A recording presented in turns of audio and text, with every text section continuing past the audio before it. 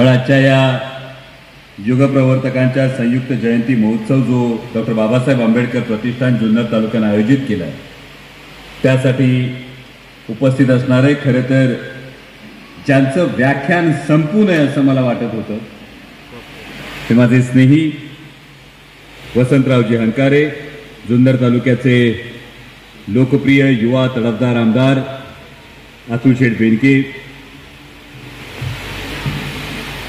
उपस्थित लोकनियुक्त सरपंच बाबूभाऊ पाटे, रमेश नांडे, सूरजजी वाजगे, डॉक्टर सोनवणे, तालुक्याचे तहसीलदार सबनीसाहेब मावतकरजी, व्यासपीठावरील सगळेच मान्यवर, लेणी संवर्धक अतुलजी भोसेकर साहेब, GMRTचे संचालक अभिजितजी जोंधळे साहेब, डॉक्टर प्रदीपजी जोशी, जालिंदरजी Dongre, doctor Hanumant Bhosale, doctor Gulve, doctor Udmale आणि ज्यांनी डॉक्टर बाबासाहेब आंबेडकरांची इतकी सुंदर 40 फुटी रांगोळी काढली त्या पूनमताई वावळ, अर्चनाजी बेलवटे, प्रतिष्ठानचे सगळेच पदाधिकारी आणि खरं तर इतक्या चांगल्या व्याख्यानाला भले थोडा वेळ का होईना ऐकण्याचा ज्यांच्यामुळे योग आला, ज्यांनी आग्रहाचं निमंत्रण दिलं ते माझे मित्र अशोकराव खरात आणि आपण सगळे मान्यवर, म्हणजे कडलक सर असतील, सगळे पदाधिकारी असतील. खरं तर जसं मी प्रामाणिकपणे म्हणालो त्या पद्धतीनं वसंतरावांचं व्याख्यान झाल्यानंतर बोलण्यासारखं काही नव्हतं. म्हणजे असं होतं की वीज चमकावी, वीज कडाडावी,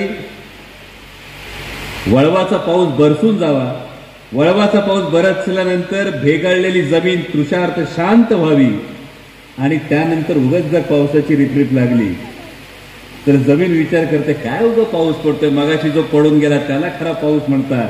तसं तुमचं व्याख्यान होतं. पण ही फार महत्वाची गोष्ट मला अशी जाणवते, कारण एक वात्रटिका आहे. सर्वसाधारणपणे जेव्हा जयंती येते, जेव्हा पुण्यतिथी होते, ती कोणत्याही महापुरुषाची होते. ती रामदास फुटाण्यांची एक ही वात्रटिका आहे की जेव्हा नेहमी मागणी होते की अमुक एक पुतळा उभा करा, अमुक एक गोष्ट उभी करा, तेव्हा रामदास फुटाण्यांची एक वात्रटिका आहे, पुतळे उभारून खरंच स्फूर्ती मिळते का? पुतळे उभारून खरंच स्फूर्ती मिळते का? ते सरावाचे झाल्यावर त्यांच्याकडे नजर तरी वळते का? आणि म्हणून ही जयंती जेव्हा साजरी करत असताना या पद्धतीच्या एखाद्या व्याख्यात्याला बोलवून जेव्हा तुम्ही विचारांचा जागर करता, जेव्हा तुम्ही मन पेटवता, जेव्हा तुम्ही मनामध्ये ते विचार रुजवता, मला वाटतं कोणत्याही महापुरुषाला खरं अभिवादन त्याचे विचार जागवणं हे खरं अभिवादन आहे. आणि त्यासाठी मी प्रतिष्ठानचं मनापासून कौतुक करतो की या पद्धतीनं तुम्ही जयंती साजरी करता आहात. कारण दुर्दैव आहे आपल्या देशाचं, म्हणजे ही जी युगप्रवर्तकांचा संयुक्त जयंती महोत्सव जर बघितला तर पुन्हा एक कौतुक करेल, कारण जेवढे युगप्रवर्तक समोर मांडलेले आहेत, मगाशी आमदार साहेबांनी या सगळ्यांची नावं घेतली, मगाशी हंकारे सरांच्या बोलण्यात या गोष्टीचा उजरता उल्लेख आला जो मला सगळ्यात जास्त भावला, तो म्हणजे यापैकी एकाही युगप्रवर्तकानं, एकाही महापुरुषानं अमुक जातीतच मी जन्माला आलो पाहिजे, अमुक धर्मातच मी जन्माला आलो पाहिजे, अमुक समाजातच मी जन्माला आलो पाहिजे म्हणून कोणीही एंट्रन्स दिलेली नव्हती. यापैकी एकाही युगप्रवर्तकाने, यापैकी एकाही थोर पुरुषाने मी काम करत असताना मी अमुक जातीसाठीच काम करणार, अमुक समाजासाठीच काम करणार असं कोणीही म्हणून तेवढंच काम स्वतःचं सीमित केलं नव्हतं. आज या प्रत्येक युगप्रवर्तकाचा आपल्याला अभिमान यासाठी वाटतो की या प्रत्येकानं माती, माता आणि मातृभूमी या 3 गोष्टींना सर्वोच्च मानलं आणि त्यासाठी काम एवढं मोठं उभं केलं की त्यासमोर जातीच्या, धर्माच्या, समाजाच्या भिंती सुद्धा खुजा ठरतील. पण आम्ही काय केलं? आम्ही वर्षानुवर्ष प्रत्येक महापुरुषाला आधी एक धर्माची चौकट घातली आणि नंतर त्याच्या गळ्यात जातीचा हार घातला. जर आम्ही धर्माची चौकट आणि जातीचा हार घातला आणि या सगळ्या युगप्रवर्तकांना, हे दुर्दैव आहे देशाचं की आम्ही प्रत्येक महापुरुषाला एका जातीत सीमित करायचा प्रयत्न करतो, आम्ही प्रत्येक महापुरुषाला एका धर्मात सीमित करायचा प्रयत्न करतो। मगाशी ज्या पोटतिडकेन हंकारे साहेब बोलत होते, डॉक्टर बाबासाहेब आंबेडकर म्हटल्यानंतर तुम्हाला केवळ दलित समाजासाठी केलेलं काम आठवावं? अरे ज्या माणसानं प्रॉब्लेम ऑफ रुपी सारखा एक जागतिक अर्थतज्ञाच्या ताकदीचा एक ग्रंथ लिहिला, मग थॉट्स ऑन पाकिस्तान सारखा ग्रंथ असेल, इतकंच कशाला? आज आपण हायड्रो पॉवर म्हणतो, या हायड्रो पॉवरचं सगळ्यात पहिलं देशातलं उदाहरण, स्वतंत्र भारतातलं सगळ्यात मोठं धरण भाकरा नांगलचं धरण आहे। या भाकरा नांगाच्या धरणाची संकल्पना कोणती? विजेची जी ग्रीड आहे, ते प्रत्येक राज्याची जी ग्रीड आता तयार झाली विद्युत वितरणाची, या ग्रीडची नेमकी संकल्पना कोणती? मग एका जागतिक दर्जाच्या अर्थतज्ञाला, एका जागतिक दर्जाच्या सामाजिक, मी त्यांना कायम डॉक्टर म्हणतो, सामाजिक डॉक्टर, कारण ही सामाजिक घुसळण करणं फार सोपी गोष्ट नसते। म्हणजे आता मी जे बोलतोय यातलं अनेकांनी माना डोलवल्या तरी प्रत्येकाला पटतंय असं अजिबात नाही, याची मला पूर्ण जाणीव आहे। कारण ही सामाजिक घुसळण करायला फार मोठं धाडस लागतं। आणि हंकारे साहेब, तुम्ही एक वेदना व्यक्त केली डॉक्टर बाबासाहेब आंबेडकरांनी निवडणूक हरण्याची, पण गंमत झाली अशी की आमच्यासाठी निवडणूक हे साधन राहिलं नाही, आमच्यासाठी आता निवडणूक हे फक्त साध्य झालं।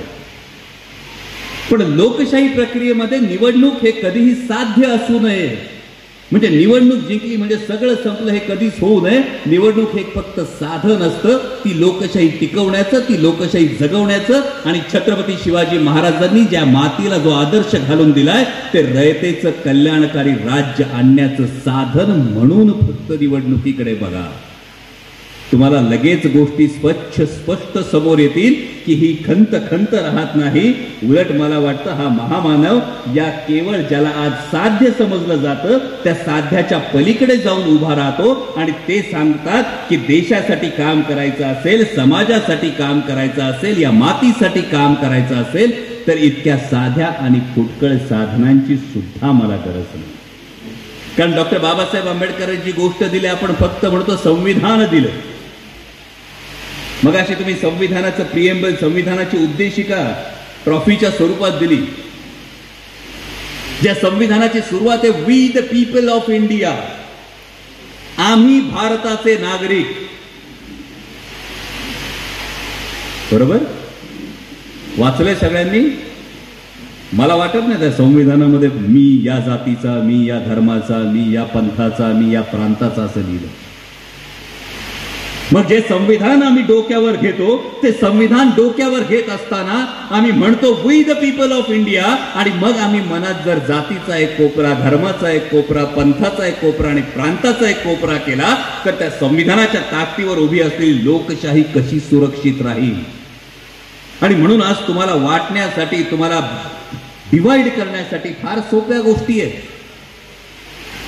कारण जसं या तरुणांना तुम्ही सांगतात की शिका आणि संघटित व्हा, हा बाबासाहेबांचा जो संदेश आहे हा तुम्ही पुन्हा सांगतात, तसंच या तरुणांना हे सांगण्याची पुन्हा एकदा वेळ आली आहे की बाबांनो, जात आणि धर्म दगडासारखे आहेत, दगड आहेत हातात दगड, या दगडाची जर भिंत बांधली तर समाज एकमेकापासून तुटतो। जर इकडची आणि इकडची जर मध्ये भिंत बांधली तर समाज एकमेकापासून तुटतो, आणि त्याच दगडांचा वापर करून पूल बांधला तर समाज जोडला जातो।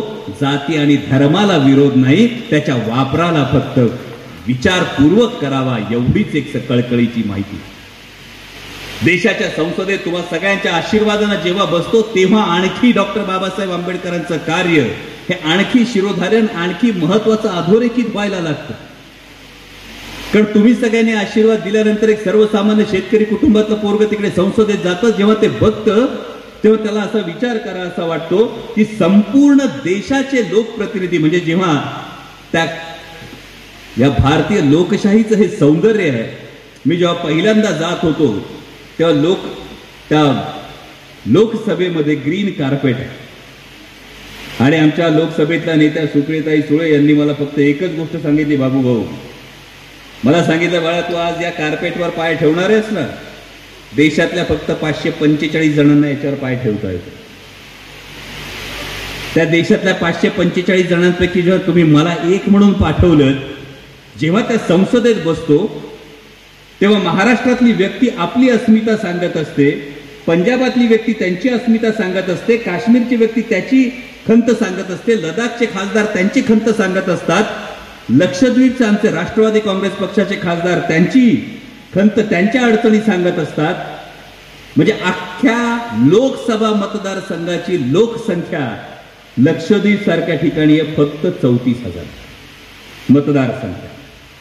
आता तुम्ही म्हणाल 34,000 एवढीशी फक्त लोकसंख्या आहे, पण जेव्हा आमचे खासदार मोहम्मद फैजल यांना संपूर्ण मतदारसंघ फिरायचा असतो त्यांना 3 महिने लागतात. कारण त्यामधली अनेक बेटं अशी आहेत जिथं मानवी वस्ती नाही, अनेक बेटं अशी आहेत की जिथं मानवाला म्हणजे आपल्याला जायला परवानगी नाही, अशा आदिम जाती तिथे राहतात. त्यामुळे त्यांच्या समस्या वेगळ्या असतात, उत्तर प्रदेशातल्या समस्या वेगळ्या असतात. आणखी ईशान्येकडच्या राज्यांमधले जेव्हा खासदार बोलतात तेव्हा तोंडात बोटं घालून विचार करावा असं वाटतो, अरे आपल्याकडे ज्या गोष्टी असतात या यांच्याकडे पूर्ण भिन्न असतात. आणि तिथे डॉक्टर बाबासाहेब आंबेडकर कळतात की एवढं वैविध्य असलेल्या या देशाला जर एकसंध बांधून ठेवत ही लोकशाही जगातली सर्वात मोठी लोकशाही आपण म्हणवतो, तर एवढं वैविध्य असलेल्या देशाला जर कोणी बांधून ठेवलं असेल तर ते डॉक्टर बाबासाहेब आंबेडकरांनी दिलेल्या संविधानानं बांधून ठेवलंय. हे महत्व तिथे बसल्यानंतर अधोरेखित होते आणि म्हणून आणखी आणखी आणखी नतमस्तक होत. इथली एक परंपरा असते, ती 100 किलोमीटरवर गेल्यानंतर वेगळी परंपरा आपल्याला बघायला मिळते. विचार करा, इथली एक परंपरा 5,000 किलोमीटर नंतर ही पूर्ण वेगळी परंपरा असते. इथली श्रद्धा तिथं अंधश्रद्धा असते, इथं ज्याला दैवत मानलं जातं ते तिथं एखादं खाद्य असतं. या गोष्टी होत असताना हा देश एकसंध राहिला एवढी वर्ष.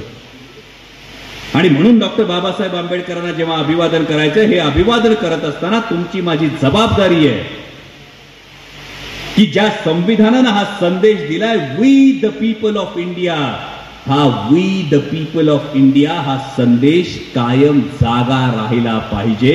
हे देशाचं जे हित आहे हे कायम पाहिलं पाहिजे. हे लोकशाहीचं जे सौंदर्य आहे हे कायम पाहिलं पाहिजे. आणि आज जे सामाजिक वातावरण जेव्हा आपण बघतो, अनेक ठिकाणी बातम्या कानावर येतात, या सामाजिक वातावरणामध्ये जेव्हा एक धर्म दुसऱ्या धर्माविरोधात, एक जात जेव्हा दुसऱ्या जाती विरोधात जेव्हा जेव्हा उभी राहते, तेव्हा तेव्हा we the people of India जर आठवलं तर एकच भावना मनात येते की आधी मला माझ्या देशासाठी उभं राहिलं पाहिजे. आणि ही शिकवण मला वाटतं जास्तीत जास्त पोहोचण्यासाठी डॉक्टर बाबासाहेब आंबेडकरांचे विचार, त्यांचं साहित्य, ही व्याख्यानं, एवढंच नाही तर मी प्रतिष्ठानला कळकळीची ही विनंती करेन की या पद्धतीचे YouTube चॅनल असतील, या पद्धतीचे माहितीपट असतील, या सगळ्या गोष्टी लोकांपर्यंत पोहोचवण्याच्या दृष्टीने आपण असेच कार्यरत राहाल. तुम्ही हा जो उपक्रम राबवलात त्याबद्दल मी मनापासून तुमचं कौतुक करतो. भारतरत्न डॉक्टर बाबासाहेब आंबेडकरांना, त्या महामानवाला शतशत नमन करतो. आणि वसंतराव, पुन्हा एकदा तुम्ही जे जाज्वल्य ज्योत पेटवली, धगधगती मशाल पेटवली, त्याबद्दल तुमचं मनापासून आभार मानतो आणि थांबतो. जय शिवराय, जय भीम.